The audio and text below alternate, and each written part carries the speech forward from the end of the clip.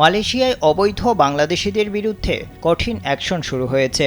মাত্র একদিনেই ২০০ শতাধিক বাংলাদেশিকে আটক করা হয়েছে। শুক্রবার কেদাহ রাজ্যে অভিযান চালিয়ে ২২২ জন বাংলাদেশিকে আটক করেছে দেশটির অভিবাসন বিভাগ। অভিযানে বাংলাদেশি ছাড়াও ৫ জন চীনা ও ১ জন ভারতীয় নাগরিককে আটক করা হয়েছে। কেদাহ রাজ্যের কুলিমে বিদেশি কর্মী নিয়োগকর্তা পরিবর্তনের পরিষেবা প্রদানকারী অফিসে সমন্বিত অভিযান চালিয়ে তাদের আটক করা হয়।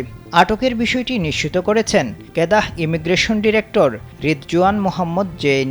তিনি বলেন, কেদাহ জিআইএম এনফোর্সমেন্ট ডিভিশনের ইন্টেলিজেন্স অ্যান্ড অপারেশন ইউনিটের ইমিগ্রেশন কর্মকর্তাদের একটি দল এই অভিযান পরিচালনা করেছেন।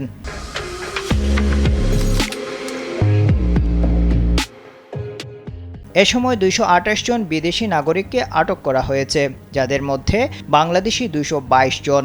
তিনি আরও বলেন, অভিযানের সময় তদন্তে দেখা গেছে জড়িত কর্মসংস্থান সংস্থাগুলো একটি নির্দিষ্ট ফি দিয়ে বিভিন্ন চাকরির ক্ষেত্রে নিয়োগকর্তা পরিবর্তনের পরিষেবা দিয়ে আসছিল।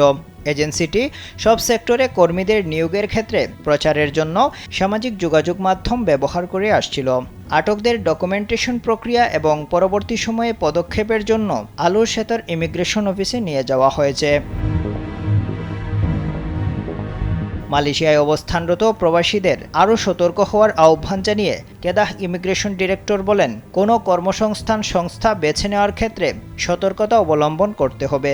ওই সংস্থাটি মানব সম্পদ মন্ত্রণালয় এবং স্বরাষ্ট্র মন্ত্রণালয়ের নিবন্ধিত কিনা তা নিশ্চিত হওয়ারও আহ্বান জানান তিনি।